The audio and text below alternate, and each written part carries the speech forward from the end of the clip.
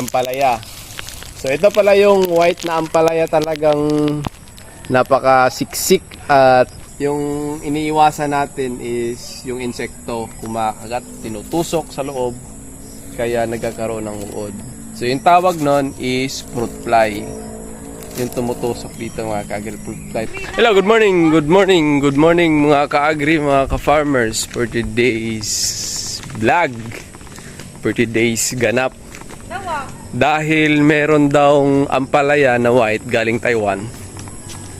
So tingnan natin mga ka-agri, mga ka-farmers, kung ano yung variety na yun. Hindi natin alam dahil nga is foreigner yung ampalaya na to. Daradong ko yun, nahinog na. So yun, pakita mo nga. So ito mga ka-agri, mga ka-farmers, ito yung white na ampalaya. Buksan natin para makita yung talaga yung man nakita good. Yung white na ampalaya. So ito pala yung white na ampalaya, talagang napakasiksik at sumpok, mubo, gahi. Yung description nito, ito na to, pwede na siyang ulamin, pero hanggang ganito lang talaga ito kalaki. Mas i-expand pa siya ng konti dahil medyo bata pa siya. And then ito na yung matured fruits ng ampalaya. So pinahinog namin mga ka-agri, mga ka-farmers, pinahinog namin dahil nga baka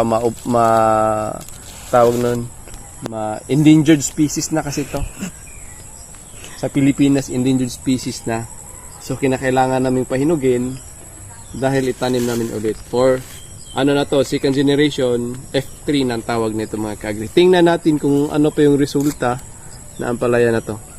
So tinanggal natin mga ka-agri, mga ka-farmers, ibalik natin kasi nga yung iniiwasan natin is yung insekto kumakagat, tinutusok sa loob, kaya nagkakaroon ng uod. So yung tawag nun is fruit fly, yung tumutusok dito mga ka-agri, fruit fly. Pag napabayaan, so sira yung yung ampalaya. So kailangan nating irap, putuson. Saya pa putuson.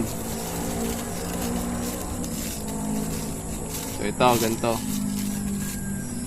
So ito na nga si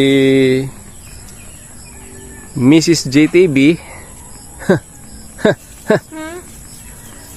Inaayos pa niya. So purely organic to mga ka-agri, mga ka-farmers. Dahil nga is hindi tayo nag-spray ng nag-spray pala kami ng foliar para sa fertilizer niya. Asa plastic? And then hinahanap niya yung plastic. So ito pala yung plastic. Bakit mayroon ng bunga ulit? Saan? Tingin. So meron daw bunga na maliit. Matured na kasi yon. So ipakita natin yung maliit na bunga. Yun. Yun na nga. So ito na. Ito yung young fruits ng ampalaya na to. Sobrang cute. Ayun. Sobrang cute mga buksan ulit. Kasi yun, sobrang cute. Ayun Ay, may langgam. So ito mga ka-agri, mga ka-farmers, ito yung young fruits ng ampalaya. Yung pinakita natin kanina is matured yun. So kinakailangan nating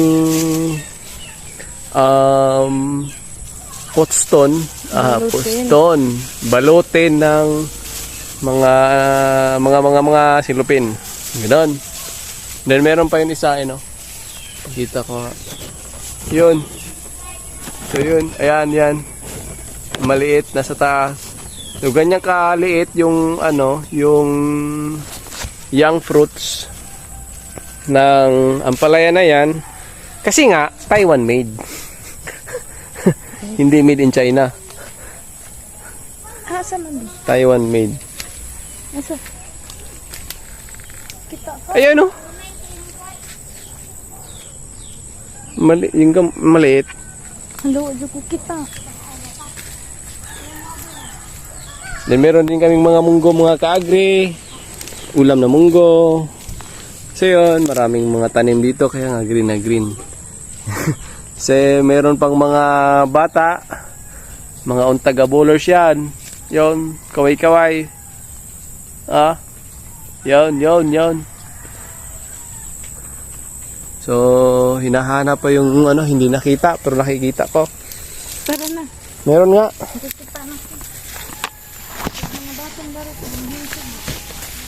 Mga green na. Saan? So, meron pa kaming balatong. Binabalakong. Balatong munggo. Balatong.